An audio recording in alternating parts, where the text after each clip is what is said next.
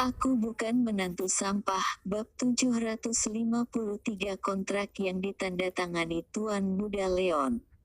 Yang paling menarik perhatian orang di acara makan tentunya adalah calon kepala keluarga Su, Farrell. Semua orang berebutan untuk bersulang dengannya, tidak berhenti memuji. Yang lainnya, Leon juga dikelilingi kerumunan orang, meskipun dia tidak bermarga Su, tapi malah merupakan salah satu orang yang karirnya paling baik di keluarga Su. Sekarang juga sudah mengambil alih perusahaan farmasi papanya, masih muda sudah menjadi direktur. Semua orang mengelilinginya dan menanyakan berbagai hal, berebut ingin mendekatinya. Tante Aurel, anakmu Leon sungguh hebat sekali. Seorang kerabat berkata, masih muda sudah menjadi direktur. Aurel sedang mendengar semua orang memuji anaknya, sengaja berkata dengan keras, dia juga bukan apa-apa, hanya saja akhir-akhir ini sudah menandatangani sebuah kontrak. Kalian jangan memujinya lagi, baginya ini adalah hal kecil. Nanti masih ada seorang tamu mau datang, khusus datang menemui Leon. Nanti kalian jangan terkejut saat melihatnya. Sebenarnya orang besar mana? Jangan-jangan orang dari 4 keluarga besar kota sahaja. Nanti kalau sudah datang, kalian akan tahu. Aurel sengaja menggantung, tersenyum lebih senang. Suaranya baru terlontar, kerabat di sekeliling menjadi lebih ribut. Ini mana bisa dikatakan hal kecil, dengar-dengar kontrak yang ditandatangani Leon adalah perusahaan Hedik. Benar, perusahaan Hedik adalah salah satu perusahaan besar dari 4 keluarga besar kota sahaja. Berapa banyak bos mencari berbagai cara ingin bekerja sama dengan mereka. Leon bisa sendirian mendapatkan kontrak ini, sungguh hebat sekali. Anak muda masa depan keluarga Su berharap pada Leon. Seluruh kerabat keluarga Su berebut memuji, semakin membuat Aurel berseri-seri, senang sekali. Jenny terasingkan di sudut, dalam hati cemburu sekali, bersamaan juga marah sekali. Dia dengan Aurel sudah berkonflik sejak insiden kemarin, sekarang ditekan oleh anak Aurel, dia sungguh merasa sangat tidak enak. Semuanya salahkan anak menantunya yang tak berguna, tidak lebih hebat dari Leon. Kontrak perusahaan Hedik. Dewi juga sedikit terkejut. Seharusnya, Leon baru saja mengambil alih perusahaan papanya, koneksinya masih belum begitu luas, bagaimana bisa begitu beruntung, bisa menandatangani kontrak dengan perusahaan Hedik. Di tengah suara pujian para kerabat, Rocky malah tak berekspresi. Hari itu beberapa kerabat membawa kontrak ke rumahnya, semuanya dia suruh Hendrik tandatangani, salah satunya ada kontrak Leon. Saat ini, seorang kerabat sengaja melirik Rocky dengan tidak senang, menarik suara panjang berkata, Leon juga yang hebat, beberapa kontrak keluarga Su kita semuanya dia yang membantu menyelesaikan. Suaranya baru terlontarkan, langsung ada 2 orang wanita paruh baya lainnya menambahkan. Benar, untungnya keluarga Su kita ada Leon, kalau tidak kita masih tidak tahu harus mencari siapa. Bisa mencari siapa? Apakah bisa mencari menantu Jenny? Satu pun tidak bisa diselesaikan. Tante Jenny, bukankah kamu mengatakan kalau menantumu adalah direktur? Kenapa bahkan beberapa kontrak saja tidak bisa ditandatangani? Masih harus mengandalkan Leon membantu. Saat sekelompok kerabat keluarga Su mengejek, wajah Jenny marah sekali, canggung sekali. Dia sudah mengatakannya terlebih dahulu, tidak disangka Rocky tidak bisa menandatangani kontrak, membuatnya sekarang malu di hadapan seluruh keluarga Su. Mendengar para kerabat menyindir Rocky, hati Dewi juga tidak senang, tapi dia juga tidak bisa menyumbat mulut kerabat keluarga Su, hanya bisa berharap cepat selesai makan lalu pergi dari sini. Masalah kontrak terakhir Rocky baru menandatanganinya, masih belum sempat memberitahu Jenny. Sekarang mendengar para kerabat mengaitkan pahala ini kepada Leon, juga mengerutkan keningnya. Dia sedang berpikir apakah mau mengatakan kalau dia yang menandatanganinya. Di saat ini juga, suara tertawa Leon terdengar. Bukan masalah besar, hanya pekerjaan yang bisa diselesaikan dengan beberapa kata saja. Semuanya adalah orang keluarga Su, sudah seharusnya aku membantu menandatangani beberapa kontrak. Suaranya baru terlontarkan, Rocky langsung tercengang, langsung melirik Leon. Anak ini, bisa-bisanya berbicara mengikuti situasi, sungguh mengaitkan masalah kontrak padanya. Leon di tengah kerumunan orang, tenang sekali. Aurel di sebelah juga senang sekali, sengaja menyindir dengan suara keras. Bukan masalah besar, anakku mengenal tidak sedikit bos, menandatangani kontrak hanya masalah kecil saja. Kalau tidak tuan muda perusahaan Hedik mana mungkin bisa datang langsung menandatangani kontrak dengannya. Sekelompok kerabat keluarga Su berebut memuji, mengatakan Leon hebat sekali. Kakek Su tersenyum dan berdiri, mengangkat gelas berkata, Leon sungguh anak muda berbakat di antara generasi muda kita. Semuanya ayo bersulang dengannya. Setelah mengatakannya, dia juga dengan sesuka hati menyuruh Jenny, mari tuangkan bir untuk semua orang. Jenny tidak menyangka kakek Su menyuruh dirinya, dia tercengang sejenak tapi tidak bisa membantah perkataan kakek Su, hanya bisa menahan amarahnya, berjalan maju dan menuangkan bir. Dia bukan pembantu. Di antara kerabat keluarga Su, bagaimana juga dia adalah orang yang lebih tua. Sekarang kakek malah menyuruhnya menuangkan bir kepada orang keluarga Su, di antaranya juga termasuk anak muda, Jenny canggung sekali. Saat ini, Leon meneguk 2 gelas bir, dengan nada bicara asalan berkata kepada Rocky, oh benar, kamu pergi ambil beberapa gelas kosong kemari. Lalu sekalian ambil sedikit buah untuk semua orang menghilangkan rasa mabuk. Rocky tak bergerak, berkata dengan dingin, kamu lumpuh ya. Kalau kamu mengakui kamu lumpuh, aku akan kasihan, bisa membantumu, kalau tidak kamu pergi sendiri. Kamu. Wajah Leon langsung berubah, menatap Rocky tajam.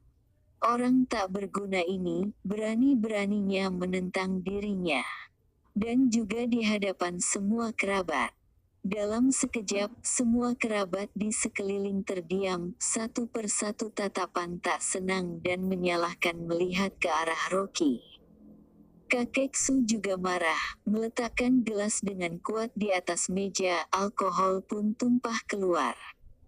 Kamu masih belum masuk ke dalam silsilah keluarga Su, menyuruhmu menuangkan bir kepada Leon itu karena merasa layak untukmu. Rocky berkata dengan datar, hanya keluarga Su yang kecil, aku sama sekali tidak menginginkannya. Kalian makan pelan-pelan, aku keluar cari udara. Setelah mengatakannya, dia langsung memutar badannya, berjalan keluar ke pintu. Wajah kakek Su berubah marah, menunjuk punggung Rocky, tangannya terus bergetar. Leon langsung berjalan maju, menahan lengan kakek, sambil membujuknya, sambil berkata dengan berat, Tante Jenny, kenapa anak menantumu tidak mengerti aturan sekali? Lihat kakek marah sampai seperti ini, bagaimana kamu mengurus anak menantumu? Dia seorang junior. Menyalahkan Jenny di hadapan banyak orang, Dewi sudah menahan marah dari tadi, sekarang berkata dengan dingin, meskipun mamaku ada salah, kamu juga tidak berhak mengatakannya. Leon tidak boleh mengatakannya, kalau aku boleh tidak. Wajah kakek Su sudah hitam, langsung memukul meja. Jenny terkejut sampai tubuhnya gemetaran, sambil memarahi Rocky dalam hati, sambil menundukkan kepala dan meminta maaf, kakek, sungguh maaf sekali, anak tak berguna itu hari ini entah salah makan obat apa. Nanti sampai di rumah, aku pasti akan mengajarinya habis-habisan. Kerabat di sekeliling juga beramai-ramai menyalahkan Jenny. Jenny, kamu menikahkan anak perempuanmu dengan sampah seperti apa? Kenapa bisa memilih orang seperti ini? Sedikit aturan etika pun tidak ada, preman dari mana? Apakah anak perempuanmu tidak laku, makanya mencari orang seperti ini? Jenny menundukkan kepala, tidak berhenti meminta maaf, dalam hati sangat membenci Rocky. Membuatnya malu di keluarga Su, membuatnya disalahkan kakek Su.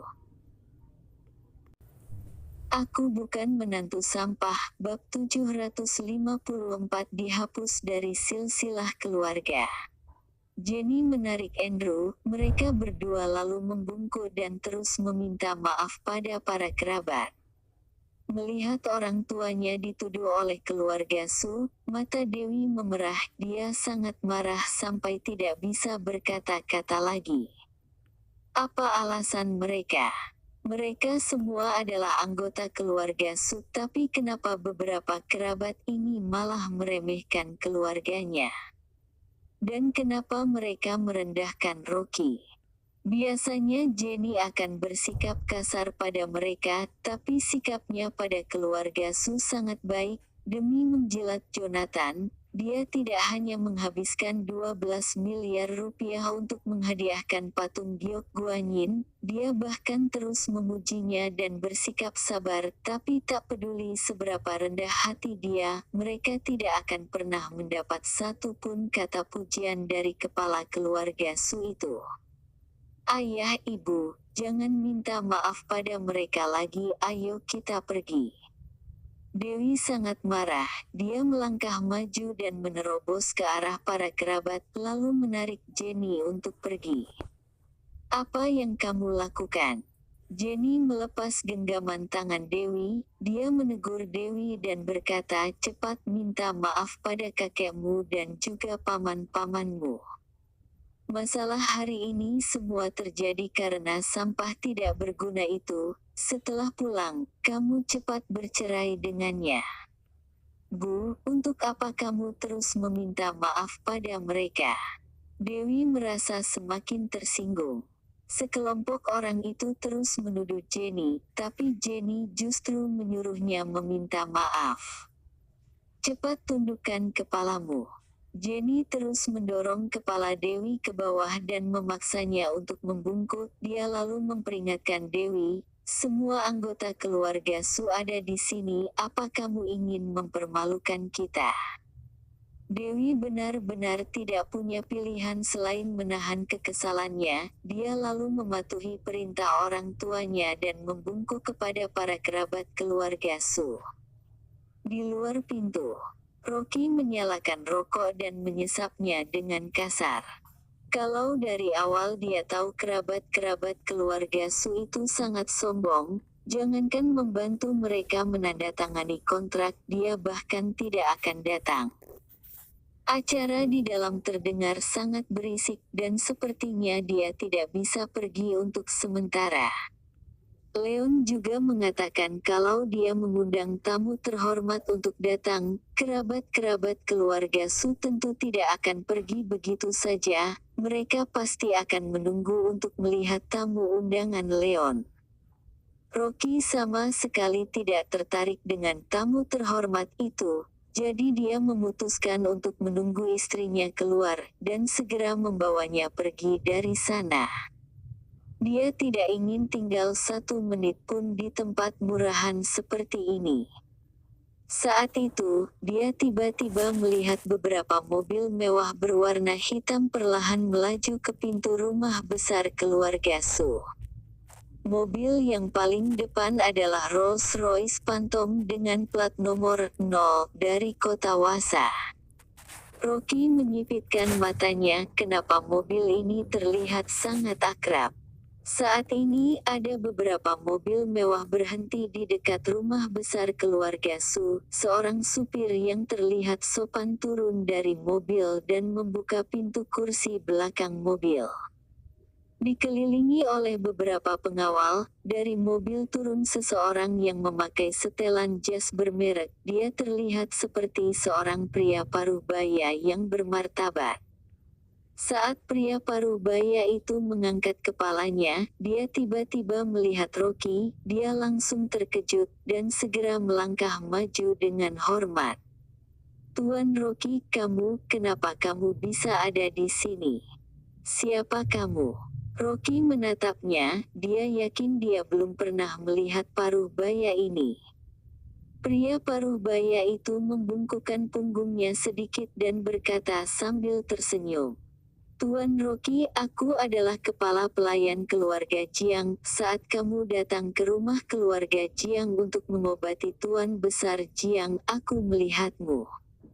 "Oh," Rocky menjawab, tapi tak lama kemudian dia terkejut dan bertanya, "Apa kamu datang untuk menemui keluarga Su?" "Benar." Kepala pelayan keluarga Jiang dengan cepat tersenyum meminta maaf. "Leon mengirimkan hadiah pada Tuan Muda Jiang ke alamat perusahaan. Dia sudah mengirimkan seseorang untuk memberi kabar. Dia juga sudah menelepon. Dia ingin mengundang Tuan Muda Hendrik untuk makan malam hari ini. Dia berniat untuk berterima kasih karena kontrak yang ditandangani Tuan Muda Hendrik. Tapi undangan dari orang kecil seperti Leon, bagaimana mungkin Tuan Muda Hendrik akan menghadirinya? Jadi dia menyuruhku datang untuk mengembalikan hadiahnya, dan mengatakan kalau malam ini dia tidak punya waktu." Setelah mengatakan itu, kepala pelayan keluarga Jiang dengan sombong tersenyum. "Kalau bukan karena fasilitas yang kamu berikan di kontrak itu, aku sendiri juga tidak akan datang ke sini." Maksud dari kata-katanya adalah dia tidak menganggap Leon sebagai orang penting. Leon hanyalah orang kecil, tapi kepala pelayan keluarga Jiang bahkan datang sendiri secara langsung. Jelas dia datang hanya untuk menghargai Rocky. Setelah selesai berbicara, kepala pelayan keluarga Jiang bertanya dengan bingung, "Tuan Rocky, kenapa kamu berdiri di sini?" Rocky membuang puntung rokoknya, dan berkata dengan santai, "Ini adalah rumah keluarga ibu mertuaku. Ibu mertuaku menyuruhku untuk datang dan bergabung di acara jamuan keluarga Su. Setelah istriku selesai makan, kami akan pergi." "Apa?" Kepala pelayan keluarga Jiang terkejut untuk beberapa saat, wajahnya perlahan-lahan menjadi pucat. Dia dengan cepat membungkus 90 derajat. "Tuan Rocky, maafkan aku benar-benar minta maaf. Tadi aku hanya asal bicara. Tuan Rocky, tolong maafkan aku yang salah menilai. Aku tidak tahu kalau keluarga Su adalah keluarga ibu mertuamu. Tuan Rocky, maafkan aku akan segera mengabari Tuan Muda Hendrik." Dia terus berkeringat dingin. Keluarga kecil Su ternyata adalah keluarga dari ibu mertua Tuan Rocky. Masalahnya jadi kacau sekarang. "Tidak apa-apa, aku akan pergi sebentar lagi." Rocky melambaikan tangannya tidak peduli, dia sama sekali tidak peduli dengan keluarga Su. Tapi dia benar-benar tidak menyangka kalau tamu terhormat, yang dimaksud Leon adalah Hendrik. Sayang sekali orang tidak datang sama sekali, mereka bahkan meremehkan orang kecil seperti Leon. Rocky terlihat tidak peduli, tapi kepala pelayan keluarga Jiang terus berkeringat. Dia bahkan tidak tahu di mana harus meletakkan tangan dan kakinya. Dia benar-benar panik. Barusan, di depan Tuan Rocky, dia mengatakan hal buruk tentang keluarga ibu mertuanya. Dia benar-benar seperti sudah membuat sebuah kejahatan serius. Kepala pelayan keluarga Jiang panik dan buru-buru menelepon Hendrik. Tuan muda Hendrik, terjadi sesuatu. Leon, orang yang kamu suruh kembalikan hadiahnya, ternyata dia adalah kerabat Tuan Rocky. Apa? Hendrik yang masih berada di ruang rapat, langsung menahan napas karena kaget dan gugup. Dia sangat menyesal karena tidak mencari tahu lebih jelas dan langsung menolak undangan makan malam Leon. Kalau sampai Tuan Rocky tersinggung, kerugian yang akan mereka tanggung benar-benar tidak akan sebanding. Memikirkan hal ini, Hendrik dengan cepat mengangkat kepalanya dan melirik ke arah puluhan pemegang saham di ruang rapat itu. Dia lalu berkata nada suara dingin, "Rapat ini ditunda sementara, ada hal penting yang harus kuurus di luar." Selesai berbicara, dia langsung mengangkat kakinya dari sana dan berjalan keluar. Dia harus datang sendiri ke rumah besar keluarga Su dan meminta maaf pada Tuan Rocky. Setelah menutup telepon, kepala pelayan keluarga Jiang langsung membungkuk dan berdiri di samping Rocky dan menemaninya berbicara sambil menunggu istrinya. Sekarang dia tidak berani asal bicara lagi, apalagi kalau sampai dia menyinggung Tuan Rocky. Rocky dengan santai bertanya tentang situasi joint venture saat ini, dan dalam hati dia terus bertanya kenapa istrinya belum keluar. Dalam ruangan, Dewi sudah membungkuk belasan kali dan meminta maaf pada para kerabat keluarga Su, termasuk beberapa kerabat yang lebih muda. Jenny dari tadi terus memaksanya untuk membungkuk, hal itu membuatnya sangat kesal. Seluruh anggota keluarga Su membenci keluarga mereka dan tidak menghargai mereka. Apa karena keluarga mereka dulunya miskin? Saat ini, Leon menuangkan segelas besar anggur putih dan berjalan ke arah Dewi dengan senyuman sinis. "Dewi, suamimu sudah berani membuat kakek marah. Cepat minum anggur ini untuk menghormati kakek. Minta maaf atas sikap suamimu." Dewi melihat sekilas cangkir yang penuh dengan anggur putih itu. Leon memilih gelas dengan ukuran yang sangat besar, dan anggur di gelas itu bisa diminum oleh 2 atau 3 orang. Jelas sekali kalau Leon sengaja ingin menghukumnya. Dewi berkata dengan dingin, "Maaf, aku tidak bisa minum." "Kalau begitu apa kamu merendahkan kakek? Apa kamu tidak menghargai keluarga Su?" kata Leon sambil menatapnya dengan tajam. Dewi berkata dengan ringan, "Aku hanya tidak ingin minum, dan juga keluargaku juga baru saja meminta maaf tadi. Sekarang semuanya juga sudah hampir selesai. Maaf, aku ada urusan jadi aku harus pergi duluan." Dia tidak ingin tinggal 1 menit lebih lama lagi di tempat yang penuh dengan atmosfer tidak menyenangkan ini. Tidak tahu diri, Jonathan tiba-tiba memukul meja, ekspresi wajah yang penuh dengan emosi dan berkata, "Jenny, karena putrimu sudah memandang rendah keluarga Su, maka kuil kecil keluarga Su ini tidak akan menampung nama keluargamu lagi. Mulai hari ini keluarga kalian akan dicoret dari silsilah keluarga Su."